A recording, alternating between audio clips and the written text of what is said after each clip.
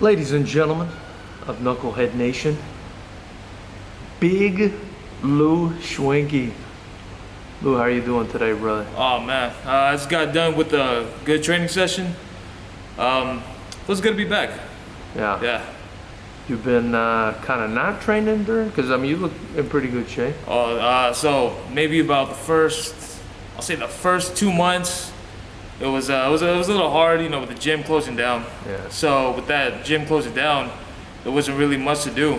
The most I really ever did was just going out for a jog. For some reason, I still gained a few pounds, but now that a few things open back up, unfortunately, now things are closing back down. Yeah. I got to get, some good work in and some good workouts in. And we're here at CMMA, Yeah. the home base for Big Lou Schwenke.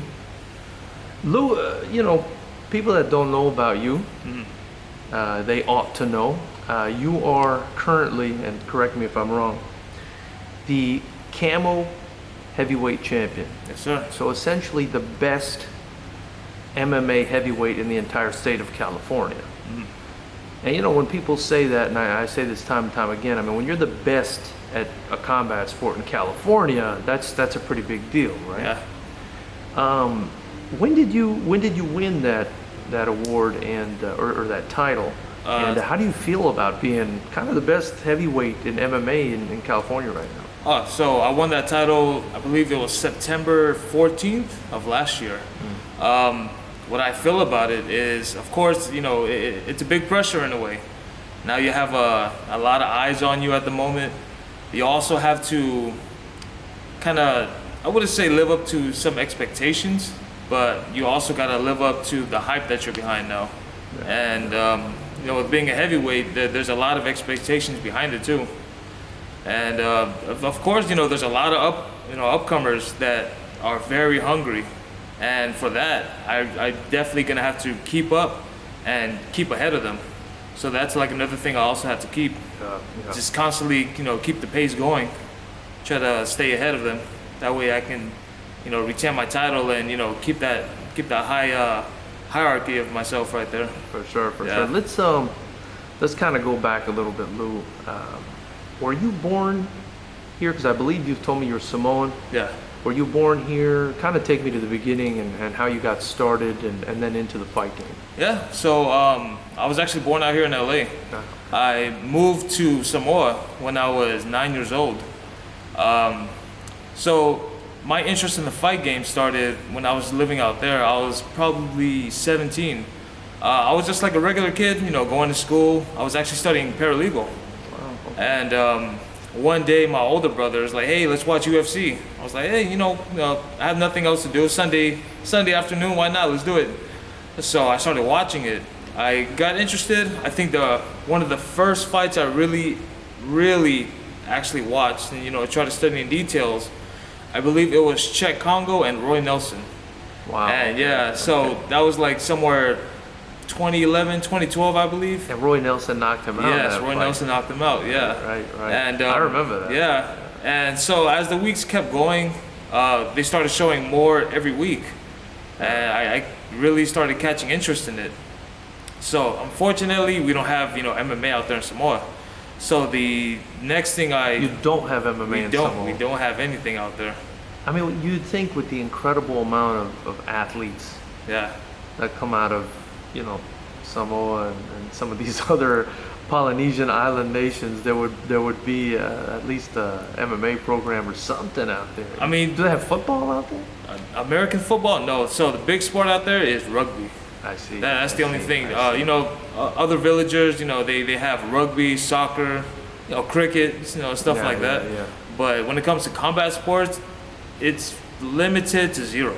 Yeah. So there is a judo association I joined for maybe 2-3 months, and next thing you know, my mother gave me the opportunity to move out here with my sister. And as soon as I heard that, the first thing I thought of was doing MMA, and I was like on the flight probably the next 2 months. Yeah. Wow. And not only that, but when I came back, it only took me my second day to join an MMA gym. Yeah. And I mean, I would imagine you didn't join CMMA at the time. No, it wasn't open at the time. Got you. What brought you to CMMA? So initially my old gym closed down, and I was looking for another place to train. I heard a lot about CMMA. I had old teammates from my old gym that had closed down, and so once they told me about CMMA, I was like, I'm gonna try it out. Maybe about the second class, I really enjoyed it. Yeah. Signed up, and now I'm here. Very cool. You told me you had joined in Samoa a judo. Yeah. I guess a judo academy or something like that. Were you doing any other sports before you got into combat sports? Honestly, no. I wasn't really too much of a sport person. Yeah. So you went from not being too much of a sport person to now being, essentially the best amateur MMA heavyweight in the state of California. Mm-hmm. That's kind of crazy. Yeah. When did you start training? How old were you? I was 19, turning 20. Okay. So I started training MMA towards the end of 2013. I see.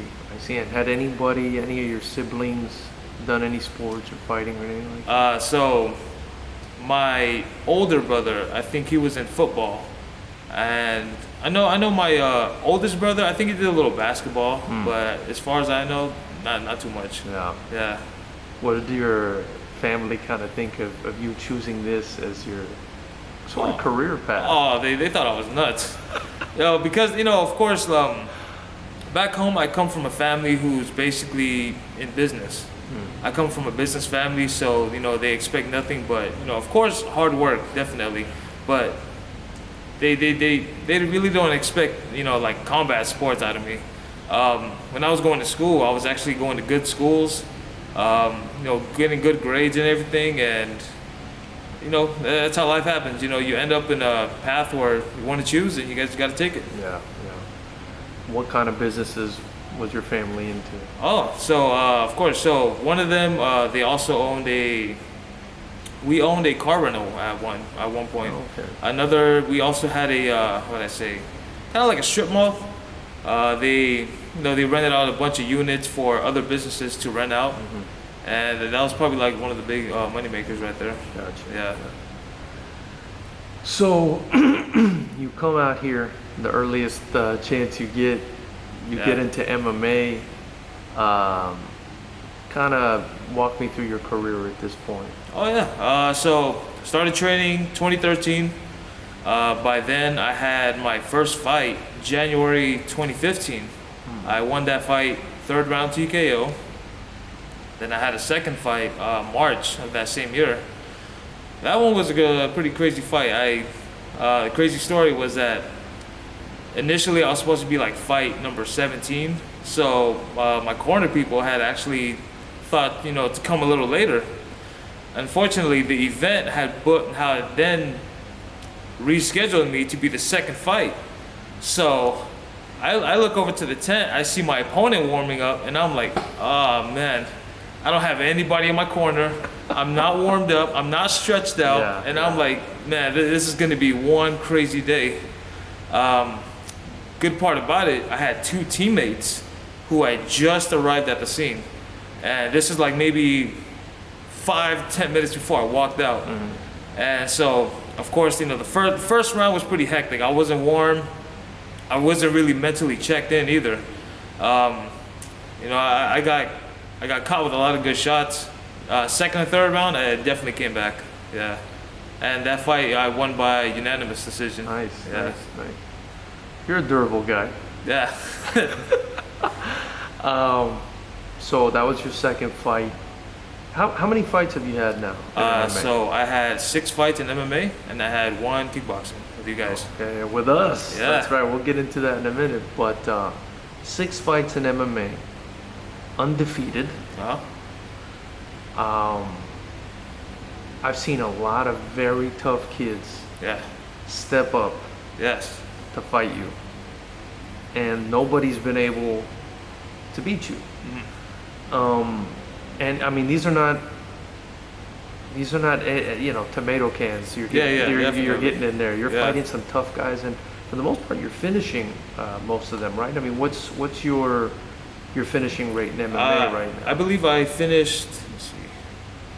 I believe I finished 4 opponents, Wow. and 2 of them went to decision, or 3 with the kickboxing. Yeah. The kickboxing went to decision. Yeah, you actually fought a very tough guy in kickboxing as well, man. He was a veteran in kickboxing as well. Yeah. The CAMO, and for those that don't know, the California Athletic Mixed Martial Arts Organization, or California Amateur, I believe, Mixed Martial Arts Organization, the CAMO state title. Mm-hmm. You won that September, you said. Yeah. That was last year. That was against Zach Sawtelle. Yes, sir. Very tough kid. Yeah, definitely. Very tough kid. Kind of take me through that fight. How'd that go?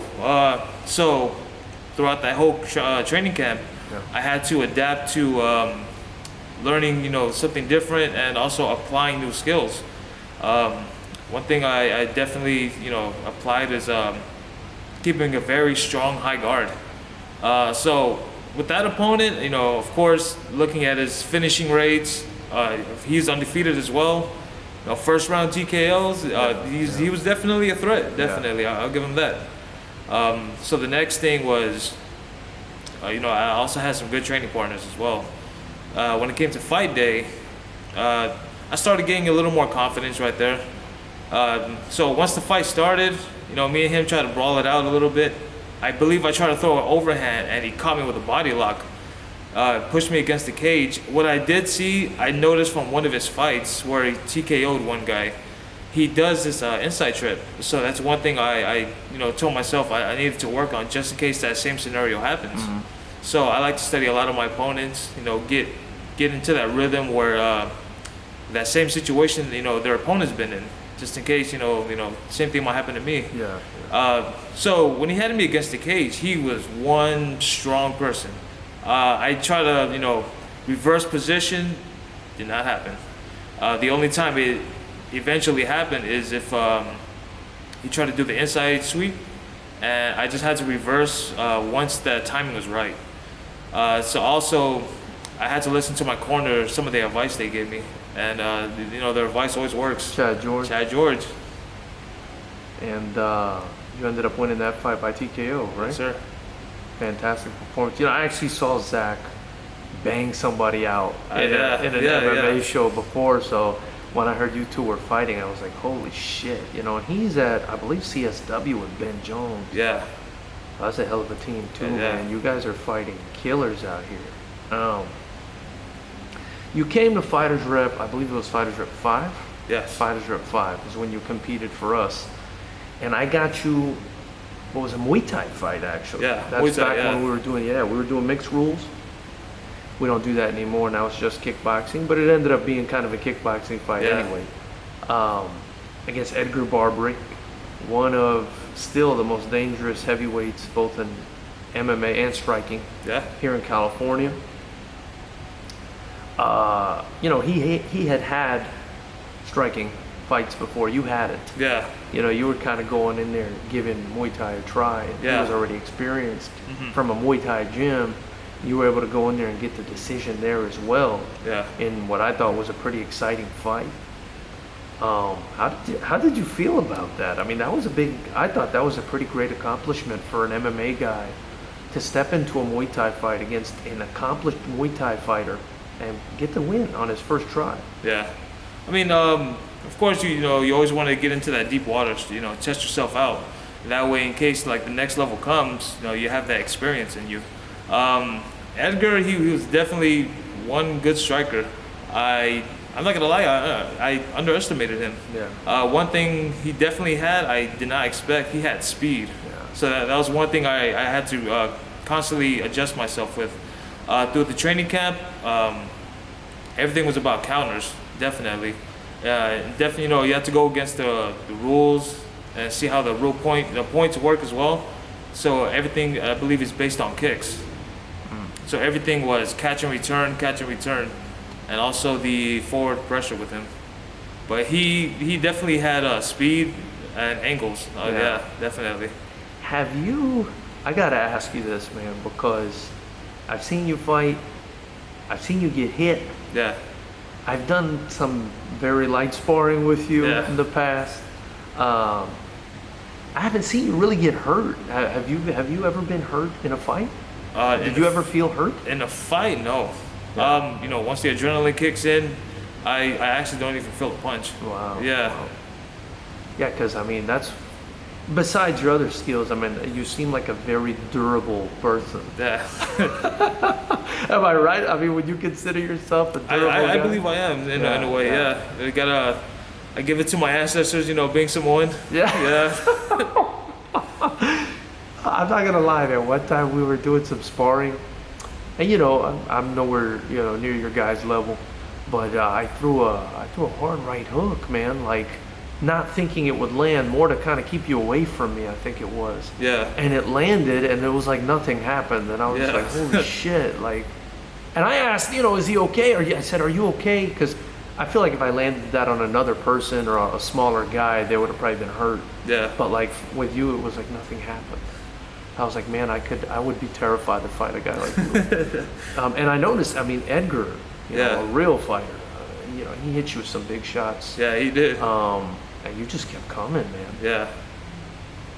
So you're putting that on the Samoan ancestors. I believe I could. Yeah. Yeah. You also, I mean, you had the Samoan flag, I believe. Oh, I carry that with pride. Yeah, Definitely. You had it with you when you were competing. Yeah. Another interesting fact about our Yeah. show where you were carrying that flag is Rikishi was in the audience. You know, I actually passed by him too that I day. know, Yes. I know. I didn't recognize him until maybe 10 minutes after he passed. Yeah. Yeah. I'm interested in the Samoan aspect. Yeah. You know, you telling me that. How do you think it's affected you, you know, besides your durability, what you're Oh, saying? How do you yeah. think being Samoan physically, mentally has affected you in your life, especially in the fight game? Oh, so the best part about it is that, you know, I grew up in Samoa basically. You know, even though I moved there when I was 9, I lived my childhood, you know, teens and pre-adulthood in a way. But you're ethnically, you're Samoan. Yes. Uh-huh. Okay. So you didn't just move here, a random guy going to my Samoa. my Right. dad was he was born in New Zealand, but you know, he's half Samoan. My mom was born in Samoa. Gotcha. Yeah. So, you know, when I moved out there, I basically grew up over there. And, you know, moving back here, your mentality changes on how you perceive things, you know, especially coming from a small country like that. And there's a lot of, how would I say, reputation that comes with it. So, you know, growing up out there and, you know, moving here, in a way, you know, it's basically growing up with pride. When you have a country like that, has a nice reputation, you know, nice people too, you expect to have a, you know, like a very prideful feeling with you. And to me, honestly, I carry that dearly in my heart. Mm-hmm. So every time, you know, even like the times I feel down, you know, when I don't want to train or anything, that's the first thing that comes to my mind. Wow. I use my country, thinking about my family, as my way of, you know, striving. Yeah. So the thing is that when I moved here, I actually moved away from most of my family. So I only have my sister out here. I moved away from my parents. I basically sacrificed a lot to, you know, to try this out. Yeah. So wow. I mean, Yeah. That's a huge sacrifice. Yeah. You know, especially for, I mean, my understanding of the culture is very family oriented, Yeah. right? Not too different from mine, if I'm being honest with you. So you left everything. Yeah. Pretty much. Did you know anyone out here? I mean, you just ditched and left, and that was it. You said, I'm gonna come out there and be an MMA fighter. Well, I mean, you know, my sister was married. I basically grew up, you know, with the husband, and you know, as a, you know, growing up with them. Right. So, you know, that's, to me, that's the only other family I have out here. Yeah. Everybody else, you know, I had to kind of build my, how would I say? Well, I just built myself around them. Right. And so, you know, being with my sister alone isn't, you know, it's always good. But then, you know, just as long as you keep that mentality check of where you came from, that's one thing I always keep with me.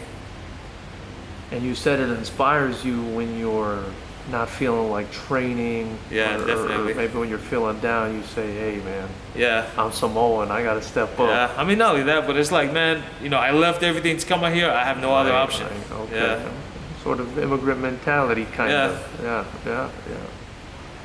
I get it. I love that, man.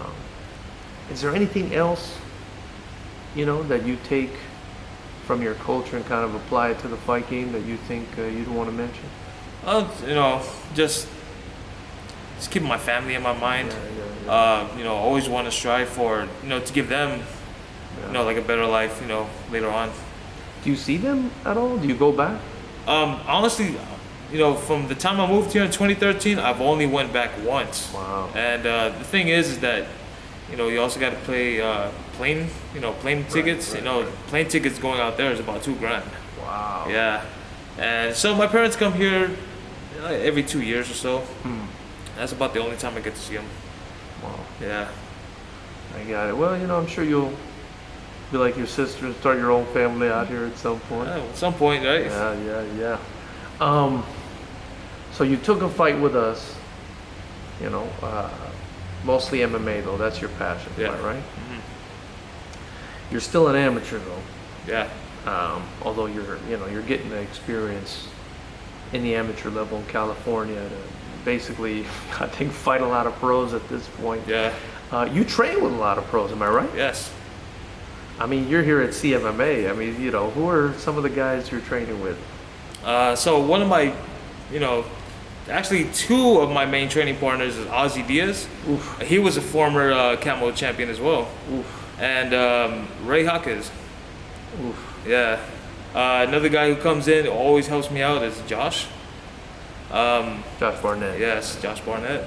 One of his students, Juan Soto. Yeah. Well, Ozzy Diaz is he's a handful. Oh man, you ain't gotta say that twice.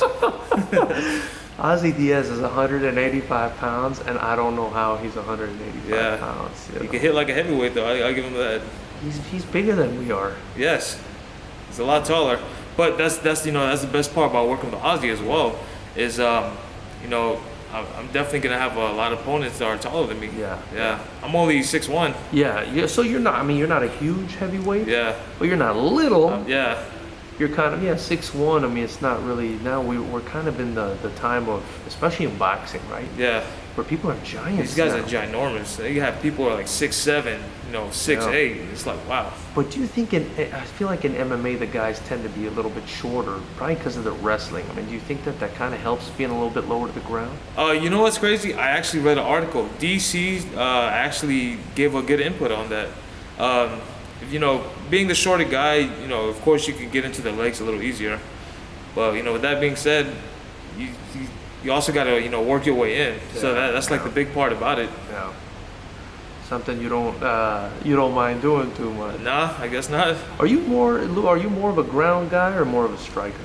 I'm more of a ground guy, but I'm really trying to progress on my striking. Yeah. Yeah.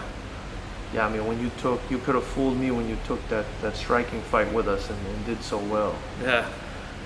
One thing I noticed about you that I would be crazy not to bring up in this interview, having seen you trained with you a little bit, is when you're training, you're not the same guy as when you're fighting. No. I get a lot. I get an earful from Chad about that. Because, you know, I see people talk about, you know, you're going to fight how you train. Yes. You're going to fight how you train, right? But it's almost a pleasure for me to do a little sparring with you and train with you because I feel like, oh, he's going to take it easy on me. Yeah. And then some guys are in here trying to knock each other's heads off. Yeah. But then when you get into that ring, and I especially noticed it at FightersRep, right, 5, where I was sitting ringside and watching you fight, it's like you went from 4th gear or 3rd gear to 6th gear. Yeah. Why is that, and why is that happening? To be honest, in a way, I give my opponents a little too much respect. So with that being said, right there, I guess it's like, you know, adrenaline, fear, just a lot of mixed emotions kicking in. And, you know, of course, it's the fight game. So one of the thing is, you know, kill or be killed. You know, that's one thing I've been taught. And from there, you know, I ain't trying to die, so it's either me or him. Somebody's going out. It's either me or him. Yeah. And you know, you're in a fight right there. You know, that's definitely survival mode. Yeah. I love that, man. Yeah. Did you grow up fighting a lot in Samoa? Honestly, no. No? I did not grow up fighting. Because, man, when you're in there, and I'm not going to lie, like, you're a pretty thick, big, you know, husky guy. Yeah. I didn't expect you to be that fast. Oh, yeah. And you don't see it, at least I didn't see it. I mean, I knew you were athletic and could move, but I didn't see it to that extent. Like when you're in there fighting. When you're in there fighting, man, it's like a whole different athlete even. Like you're faster, you're stronger, and you're pretty terrifying, man. Yeah. You can move for a big dude. Yeah, I try. I mean, you know, that's the other thing right there. Yeah. Yeah, I try to compensate. You know, being a heavyweight, I believe, you know, speed is definitely one attribute that you need to have. Yeah. And another one is cardio. No. Yeah. No. Speaking of cardio, man, Ozzy Diaz has got some cardio on. Oh man, his cardio is nonstop. When you're tired, he'll keep putting it on you. Guy's a monster. Yeah. Man. I still regret the day I came out here. Hey, but you know, getting work with Ozzy and, you know, Ray right there, those are some of the best guys, you know, that can help you evolve to the next level. Ray is Coach Ray? Yeah, it's Coach Okay, Ray. okay, Yeah. okay. I know who you're talking about. So you spar with Ray too, or he just teaches you kind of? Both, actually. Okay. Yeah, so Ray teaches me a lot of stuff. He's another athletic person, you know. You also want to watch out for speed and power. No, I've seen him. I've worked. Yeah. He's helped me out. In a few ways as well. Yeah, one thing about Ray too is that he has a good like a philosophy when it comes to the fight game. So, you know, when he gives you a piece of his mind, you know, you want to try to pick it. Yeah. Try to pick up a lot of stuff from him. So I've, you know, the last few months or weeks, even the last few years, I've been, you know, training with Ray. I've learned a lot. And he's one of the striking coaches here. Yes. Right? Okay. You also got Chad in here, of course. And Coach Jay. Coach Jay is also one of the striking coaches here. Yeah. I actually had him on the show before. Very knowledgeable guy as well. Trains some of the who's who, so you're definitely getting great training. Yeah. Here at CMMA. Anything you want to say about CMMA since coming here? What kind of improvements you've seen? Oh man, I don't even know where to start. Give the gym a little bit of a plug. Yeah. Since they're letting me do this. Yeah, you know, switching over to CMMA after, you know, my last gym, so many improvements. Skill-wise, you know, especially jiu-jitsu. I've always been a fan of jiu-jitsu. That's one. Yeah. So jiu-jitsu, I've picked up a lot. I've won 2 SJJIF Worlds. Wow. You know, the tournaments. Yeah. I've won a lot of other tournaments, you know, because of CMMA. Yeah. Striking, I've picked up a lot, but I think one of the best things I've really picked up, especially from Coach Chad, is the mental game that he tries to promote to us. The mental game is probably one of the heaviest things that you definitely need. And, you know, with the inspiration that Chad gives me as far as the mental game, I try to carry it to the fight. And it definitely works. Yeah. Yeah. What's kind of, you know, Chad's, if you want to share, kind of Chad's philosophy when it comes to fighting, if you could kind of summarize it. Let's see. In a way, okay, well, here's my philosophy or how I feel, is when I get into a fight and I feel like something's about to, you know, go bad for me, the first thing I hear is Chad screaming at me, because that's something he does to me on the gym sometimes. And with that, you know, that's just pressure right there. So, you know, I definitely want to, you know, please him, you know, especially with my performance in the fight, you know, because of all the effort he puts into me. Yeah. One thing about Chad's mental is, until the bell rings, mentally don't give up, because once you mentally give up, that's when everything breaks down. So with that, I try to keep it to myself, carry it on until that final bell rings, and then I can, you know, give it my all. Just like the never give up kind of Just never give up, just until, you know, the after the fight. So Big Lou, again, you mentioned gaining some weight. Yeah. But you're a heavyweight, so you know it won't hurt too much. Yeah. But that being said, you know you're going to be going into the pros, I imagine, at some point soon, right?